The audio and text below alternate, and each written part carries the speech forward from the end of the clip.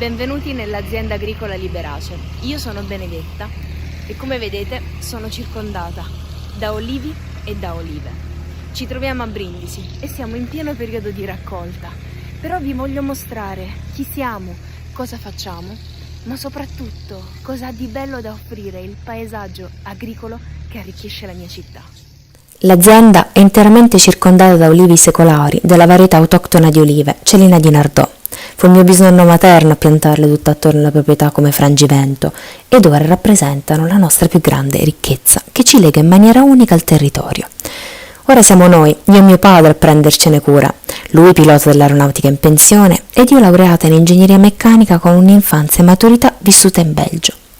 Qui dove ora sorgono i nostri ulivi non c'era nulla, neppure il mio pensiero.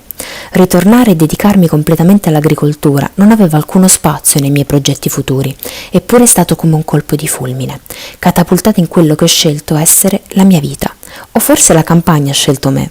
Ora non c'è giornata in cui io non vada a salutare le mie piante.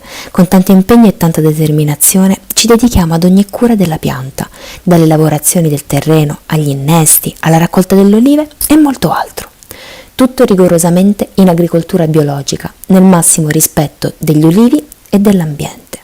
Il periodo più importante dell'anno è la raccolta delle olive, una pinza con un ombrello attaccato al trattore ed io che la sposto con un telecomando. Ecco a voi lo scuotitore.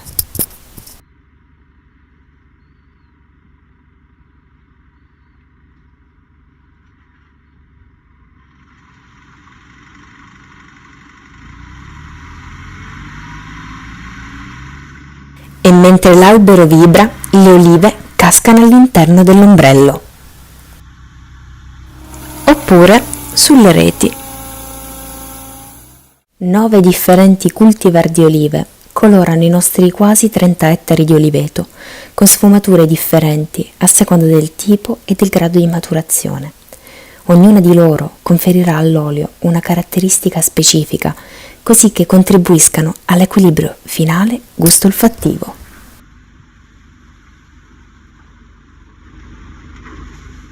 Tutto questo però avviene senza dimenticare che quella è la casa di altri esseri viventi, che ogni tanto ci vengono anche a controllare.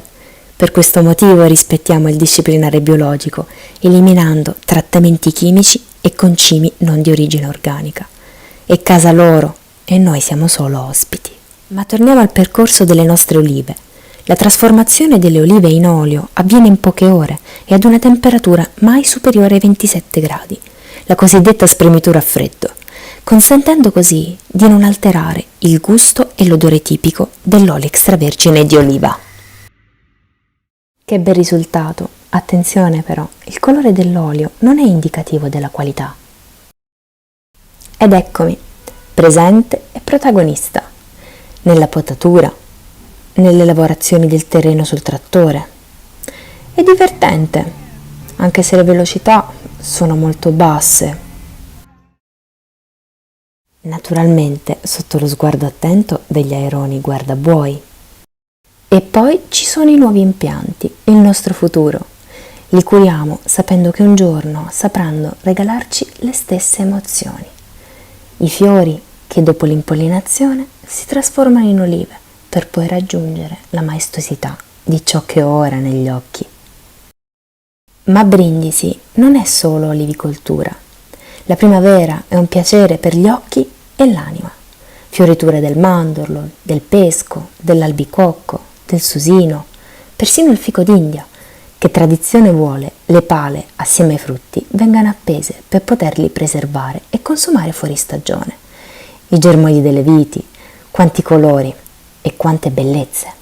L'estate con l'orto e la frutta, come lo si può considerare un lavoro quando è un piacere per tutti i sensi? Abbracciare l'olivicoltura ed abbracciare ciò che Madre Natura ci dona. Peperoncini dolci, piccanti e tondi, da fare ripieni per l'inverno, che bontà! Ma la vera dolcezza è rappresentata dal fico, tagliato ed essiccato al sole per prepararla all'inverno, seguendo la ricetta tipica dei fichi con all'interno la mandorla e la buccia di limone. E con l'autunno i cachi da essiccare, da fare le caramelle, le mele cotogne per la cotognata o le confetture, e i melograni con il loro gusto delicato ed unico. Perché coltivare in biologico non è unicamente un insieme di regole da seguire, ma uno stile di vita. Ed io, con lo sguardo orientato al domani e da come valorizzare le tradizioni salutari da cui gradualmente la società si distacca, racconto che nella mia bottiglia o nella mia lattina non c'è solo l'extravergine di oliva biologico, ma c'è una storia, la nostra rivoluzione interna verso una filosofia di vita agricola.